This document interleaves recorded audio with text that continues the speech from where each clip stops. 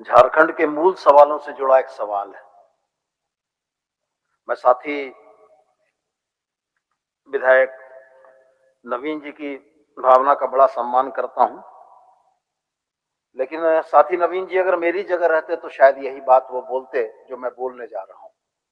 मान्यवर, ये शायद पूरे राष्ट्र का, देश का इकलौता दृष्टांत होगा जहां पर विस्थापितों की सत्यापन की प्रक्रिया एक निजी कंपनी या परामर्शी से कराई गई।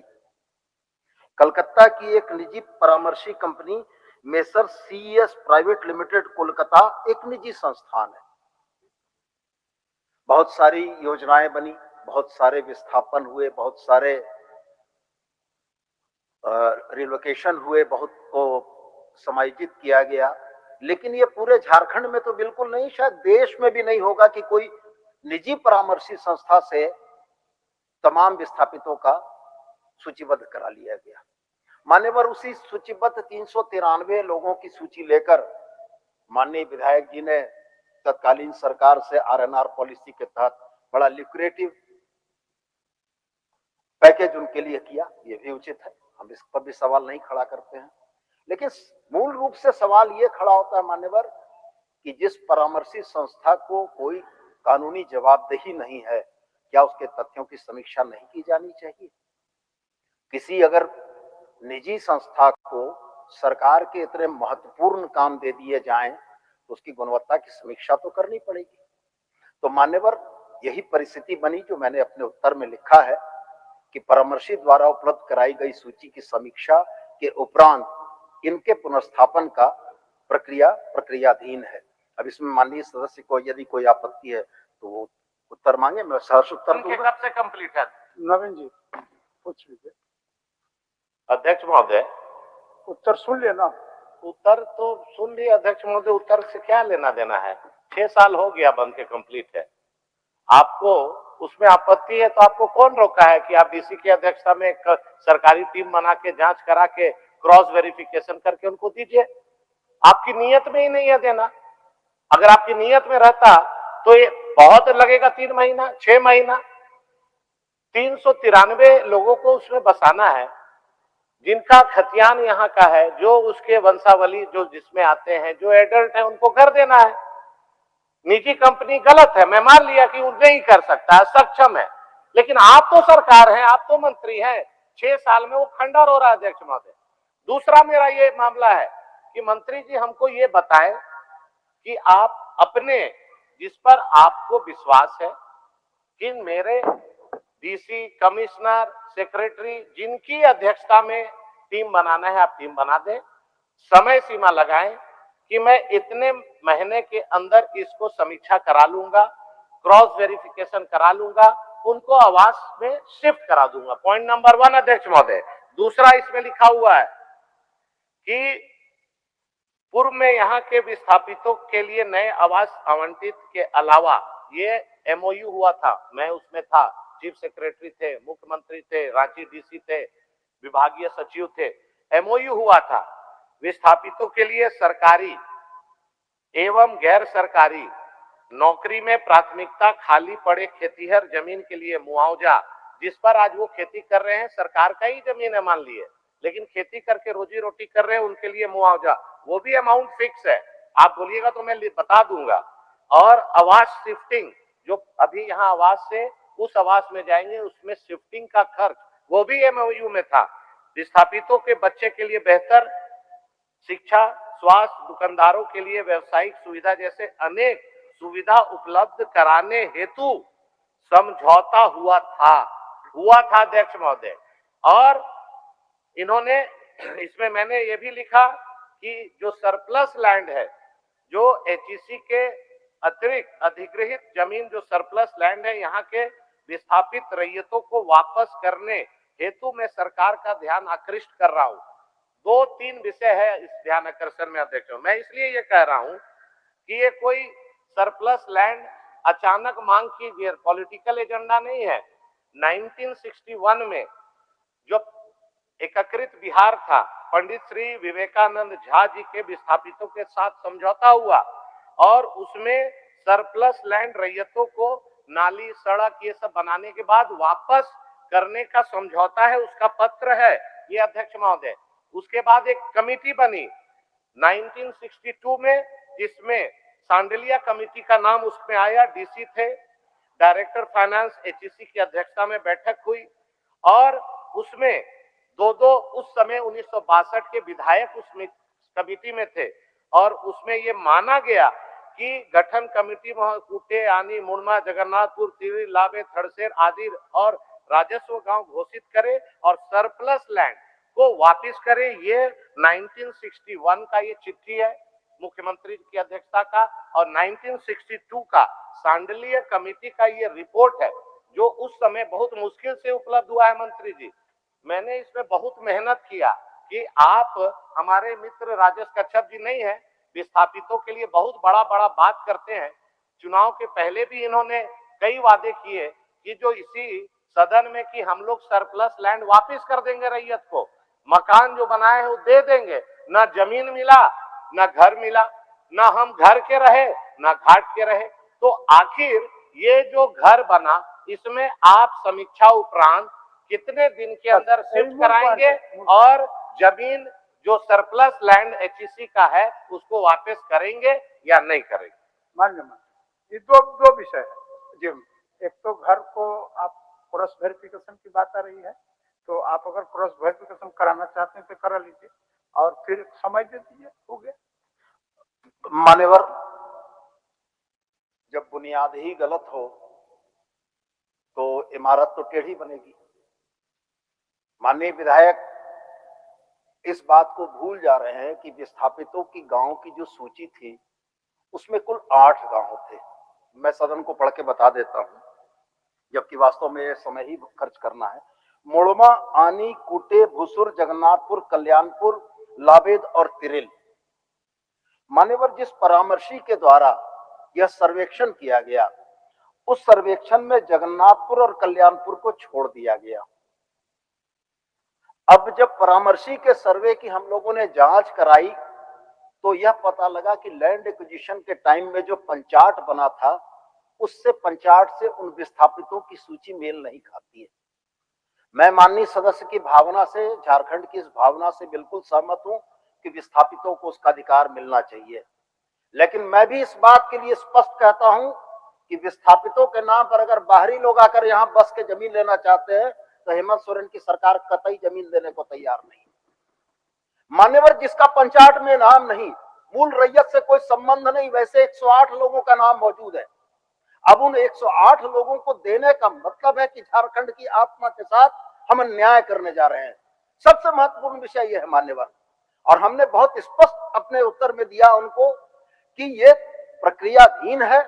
और वास्तव में बात यह है मान्यवर कि 2 लाबेद और तिरिल में सर्वे के लिए हमारी टीम गई थी, ग्रामीणों ने विरोध कर दिया। ग्रामीणों ने विरोध कर दिया इसी बात के लेके कि निजी संस्थानों से परामर्शी के माध्यम से जो सूची बनाई थी उस सूची के लिए ग्रामीण बहुत क्षुब्ध थे अंदर से। मान्यवर, परिस्थितियां ये बनी कि हमारी सर्वे टीम को वापस लौटना पड़ा।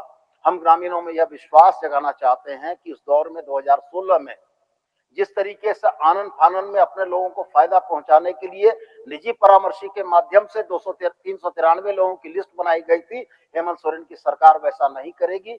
जो मूल पंचाटी के रैयत हैं, जो विस्थापित हुए हैं, आपकी आरएनआर पॉलिसी और आपके संकल्पों का सम्मान करते हुए हम उनको निश्चित रूप से समायोजन करना चाहेंगे।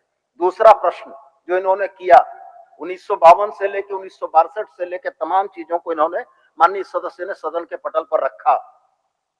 मैं ऑनरेबल हाई कोर्ट का एक जजमेंट डिलीवर्ड ऑन 13/11/2009 उसकी पंक्तियां 2 पढ़ देता हूं मान्यवर, अगर चाहेंगे तो आपके माध्यम से ये उनको भिजवा दूंगा। ऑनरेबल हाई कोर्ट कहता है, the acquired land vested absolutely with government, the acquired land can not be resigned or reconveyed to the original owner merely on the basis of the oversight executive order raised by the interventions. Honourable high court ने स्पष्ट कह दिया कि जो जमीन अधिग्रहण हो चुकी है, सरकार के पास है, वो इस किसी एक्जीक्यूटिव ऑर्डर के आधार पर रैयतों को वापस नहीं की जा सकती है। तो मान्यवर, मैं सदन के समक्ष पूरी जवाबदेही से यह बात कहता हूं कि विस्थापितों की 393 वाली सूची में जो वास्तविक विस्थापित हैं, जिनका मूल पंचाटी से कोई संबंध है, हम उनको निश्चित रूप से करेंगे। सरकार की प्रक्रिया है, सवाल जनता का है। जनता आज तक विस्थापितों के पुनर्वासन के सवाल पर ठगी गई है, इसलिए तिरल और लाभेद में हमारी सर्वे टीम को विरोध झेलना पड़ा। हम जनता को विश्वास में लेकर यथाशीघ्र इस सूची को कंप्लीट करेंगे और जो मूल विस्थापित हैं, उन मूल विस्थापितों को सरकार सम्मान देगी। मैं आपके माध्यम से यह घोषणा करता हूं। अध्यक्ष महोदय, मुझे लगता है मंत्री जी थोड़ा डिरेल हो गए, मैं उनको मदद कर रहा हूं।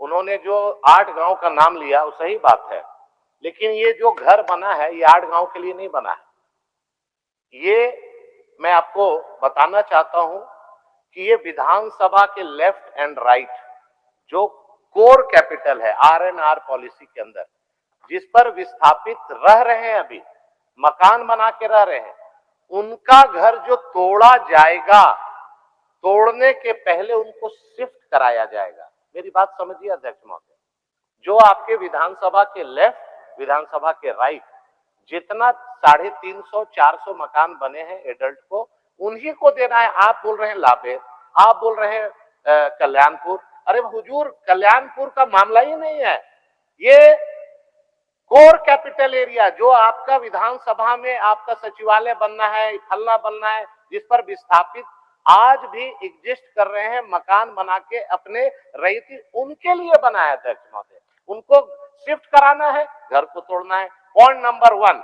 और इन्होंने जो जमीन की वापसी का 2009 का हाईकोर्ट का रेफरेंस दिया, वो आज 2026 है।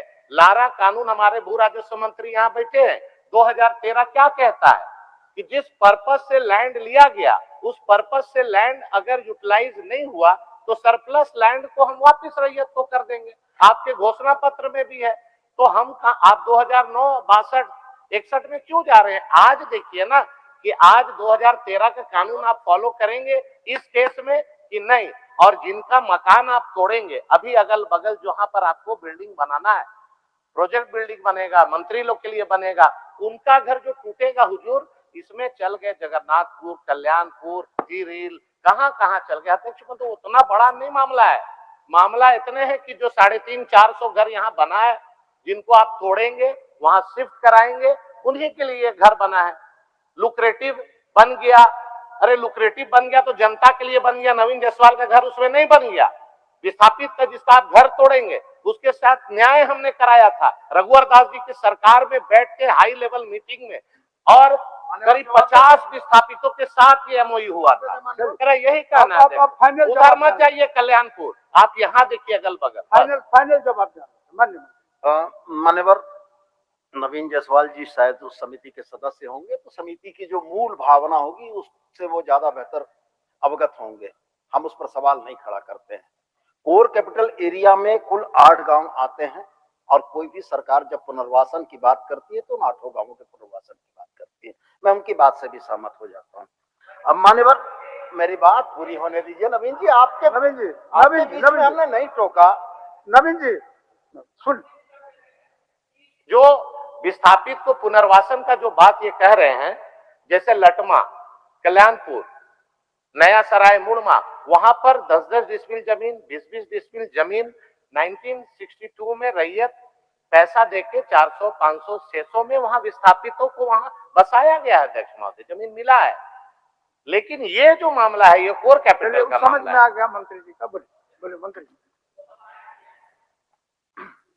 मान्यवर, जो विषय माननीय सदस्य ला रहे हैं, चूंकि उस कमेटी में या उस आरएनआर पॉलिसी के फॉर्मेशन में सदस्य रहे होंगे, तो मूल भावना अपनी जगह होगी, हम उसकी बात नहीं करते हैं। सरकार जब विस्थापन के पुनर्वासन की बात करती है तो विस्थापितों के कुल एरिया से पुनर्वासन के सवाल आते हैं। मैं उस बात पर भी नहीं जाता हूं। मैं सिर्फ इस बात पर जाता हूं मान्यवर कि मुड़मा मौजा में परामर्शी के द्वारा 55 लोगों की लिस्ट उपलब्ध कराई गई। जब जिला प्रशासन ने इन 55 लोगों की लिस्ट की स्थल पर जाकर जांच की तो इन 55 में 55 लोगों का पंचाटी से कोई संबंध नहीं पाया गया। आनी में विस्थापित परिवारों की संख्या 42 बताई गई, जिसमें 30 परिवारों का पंचाटी से कोई संबंध स्थापित नहीं है। कोटे में 90 परिवारों की संख्या इस परामर्शी ने, कलकत्ता की इस परामर्शी कंपनी ने बताई। जब सत्यापन के लिए हमारे लोग गए, जिला प्रशासन के लोग, तो इसमें 53 लोगों का नाम पंचाटी के मूल रैयतों से मेल नहीं खाता था। भूसुर की भी यही कहानी है। 16 के 16 जिन विस्थापितों की सूची सरकार को सौंपी गई थी, ये 16 के 16 लोग जिला प्रशासन की जांच टीम के समय अपना मूल पंचाटी से, रैयतों से कोई संबंध स्थापित नहीं कर पाए। तो मैं तो स्पष्ट यही कह रहा हूं कि पहली बात तो यह है कि यह जो सूची बनी है, यह त्रुटिपूर्ण है। और त्रुटिपूर्ण सूची, भारत का कानून भी यही करता है कि 99 दोषी छूट जाए, एक 99 दोषी छूट जाए, एक तो निर्दोष को सजा नहीं होनी चाहिए। पहली बात ये। दूसरी बात, जहां ये कह रहे हैं एलए एक्ट की, तो मान्यवर आपके माध्यम से इनसे पूछना चाहता हूं कि भूमि अधिग्रहण कानून 2013 क्या रेट्रोस्पेक्टिव इफेक्ट में लागू होता है? क्या कोई कानून हिंदुस्तान में भूतलक्षी प्रभाव से लागू हुआ है? 2013 के बाद अधिग्रहित की गई भूमि जिस प्रयोजन के लिए ली गई है, अगर वह प्रयोजन नहीं पूरा होता तो जमीन के वापसी के सवाल खड़े होते हैं। 1956 में ली गई जमीन के प्रयोजन पूरा न होने की स्थिति में क्या 2013 का लैंड एक्विजिशन एक्ट भूतलक्षी प्रभाव से रेट्रोस्पेक्टिव इफेक्ट से लागू हो सकता है? तो मैं सिर्फ यही कहता हूं कि यह सदन, राज्य का सर्वोच्च सदन, इस बात की अपेक्षा करता है कि सदन में बोले हुए तथ्य बिल्कुल सटीक हों और भ्रम की स्थिति ना बने। जो वास्तविक स्थिति थी मान्यवर, इस सदन में आसन के समक्ष मैंने रख दिया है। बाकी जैसा आसन का निर्देश होगा ठीक शिरोधार्य। अध्यक्ष महोदय, सटीक बात मंत्री जी ने कहा, सटीक बात मैं भी जानता हूँ, उतना समझदार हूँ। एक मिनट विधायक जी, ये यहाँ जो बैठे हैं इन्हीं विस्थापितों का है। इन्होंने ठीक कहा कि एलए 2013, लेकिन 2013 के बाद लगातार अफवाह फैलाया गया कि इनका जमीन वापस होगा। अभी इन्होंने ठीक कहा कि ये जमीन वापस नहीं कर सकते हैं। इससे एक चीज स्पष्ट हो गया कि जो आस में बैठे हुए हैं यहाँ जो विस्थापित, कि हमको सरकार जमीन देगी, इसी आस में कि हम जमीन लेंगे, घर में नहीं जाएंगे। अब क्लियर हो गया कि हम जमीन सरकार नहीं देगी, नंबर 1। नंबर 2, एक कमेटी बना दीजिए, मैं सहयोग करूंगा। जो मूल रैयत है, जिनका जमीन है, जिनका घर टूटेगा, उनको मैं कमेटी अध्यक्ष महोदय बना दीजिए और सहयोग करके समाधान निकलना चाहिए। इतना बड़ा प्रश्न है, अगर समाधान इसका ये नहीं निकला और डिबेट केवल रह गया, तो हमको लगता है कि हम लोग को विधानसभा आने का कोई मौलिक अधिकार ही नहीं है। मेरा निवेदन हाथ जोड़कर है अध्यक्ष महोदय, एक कमेटी बना दीजिए, मैं मदद करूंगा और उसमें उनको विस्थापित को शिफ्ट करा दिया जाए। माननीय मंत्री जी, अंतिम बोल दीजिए। बस ये फाइनल कंक्लूजन है मान्यवर। विषय 2 है।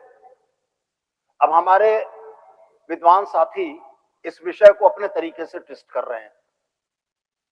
पहला विषय उनका इस बात का था कि अतिरिक्त अधिग्रहित भूमि को विस्थापितों या रैयतों को वापस करना, उसके लिए लैंड एक्विजिशन पॉलिसी 2013 का हवाला दिया इन्होंने। मैंने सदन में पूरी जवाबदेही से यह कहा कि अतिरिक्त अधिग्रहित भूमि के वापसी का सवाल नहीं है, लेकिन मैंने ये बिल्कुल नहीं कहा कि विस्थापितों के जो हक हैं उस हक को यह हेमंत सोरेन सरकार मारना चाहती है। हम ये मानते हैं कि विस्थापित जो हुए हैं उनको आरएनआर पॉलिसी के तहत सरकार को जो देना है सरकार उसको देगी, लेकिन वैसे विस्थापितों को देगी जिसका मूल पंचाटी से संबंध है। वैसे विस्थापितों को नहीं देगी जो फर्जीवाड़ा करके यहाँ चलकर आए हैं। तो मान्यवर, और रह गया कमेटी का सवाल, अगर राज्य की एग्जीक्यूटिव पर माननीय सदस्य को भरोसा नहीं है तो उसका तो भरोसा हम नहीं बढ़ा सकते हैं। राज्य की एग्जीक्यूटिव ने ही उस निजी परामर्शी के सूची में से इन विसंगतियों को खोज कर निकाल कर बताया कि इसमें जो लोग हैं ये फर्जी हैं 154। तो मैं ये मानता हूं कि हमारी कमेटी, हमारी राज्य सरकार के पदाधिकारी, कर्मचारी, एग्जीक्यूटिव इस काम को करने में सक्षम है। लेकिन जनता से जुड़े हुए सवालों पर जहां अफवाहें फैलती हैं, जहां उनको ये समझाया जाता है कि अरे अभी रुक जाओ, थोड़ा दिन और रुको ना, सरकार और कुछ देगा, ऐसे में प्रक्रिया थोड़ी दुरूह हो जाती है। हम थोड़े से समय की मांग करते हैं मान्यवर। इस समय के साथ साथ हम लोग इसका समाधान करेंगे और विस्थापितों के साथ अन्याय नहीं होगा, सदन को हम आश्वस्त करते हैं। चलिए, आपका स्कूटी पर अगर इतना ही भरोसा रहता तो 6 साल लग गया। माननीय सदस्य श्री अनंत प्रताप देव जी, चलिए मान लीजिए। करा अच्छा, ठीक लेंगे। है, समय बोल दीजिए। समय दे दीजिए मंत्री जी, आप ही आपका का स्कूटी- एग्जीक्यूटिव ने कितना समय आप जिस लेंगे? पर विश्वास करते हैं वही समय में एक दिला दीजिए बस। ठीक। मान्यवर, चूंकि ये सरकार की फाइलों के दौड़ने का विषय नहीं है कि कार्यालय में फाइलें दौड़कर इसका समाधान हो जाएगा। ये निश्चित रूप से जनता के बीच जाकर वास्तविक विस्थापितों और वास्तविक रैयतों को चुनने का मसला है, तो समय सीमा बहुत तय करना उचित नहीं होगा। लेकिन चूंकि माननीय सदस्य पिछले सत्र में भी यह लेकर आए थे, इस सत्र में भी लेकर आए हैं, तो मैं ये मानता हूं कि अगले सत्र में फिर ये लेकर आएंगे। हमारा प्रयास रहेगा कि अगले सत्र से पहले इनको हम कुछ ठोस और नतीजा निकाल कर दिखा सके। मान्यवर, रॉयल इंडिया में आपका स्वागत है। भारत के सबसे विश्वसनीय सोलर मोटर पंप और MPPT कंट्रोलर निर्माता रॉयल इंडिया का high performance movable trolley solar water pumping system प्रस्तुत है। बेहतर दक्षता के लिए डिजाइन किया गया और आसानी से ले जाने योग्य। सरकारी परियोजनाओं के लिए अनुमोदित देश भर के कॉन्ट्रैक्टर्स और एजेंसियों की पहली पसंद। MNRE द्वारा अनुमोदित, उल प्रमाणित, उद्योग मानकों के अनुरूप स्वदेशी उत्पाद। सार्थक ऊर्जा समाधान के लिए हमारे साथ साझेदारी करें। आज ही संपर्क करें।